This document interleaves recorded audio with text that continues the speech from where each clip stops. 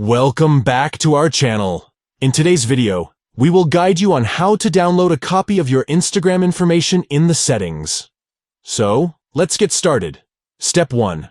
Open the Instagram app on your Android device.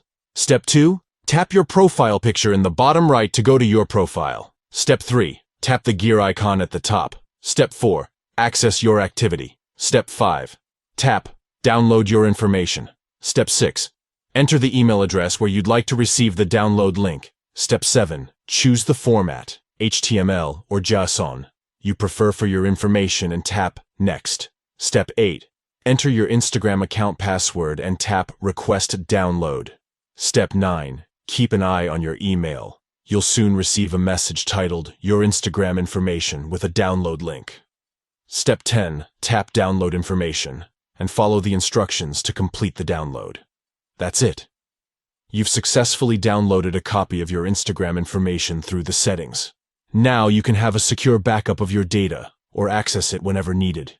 If you found this guide helpful, don't forget to give this video a thumbs up and subscribe to our channel for more useful tutorials. Thanks for watching.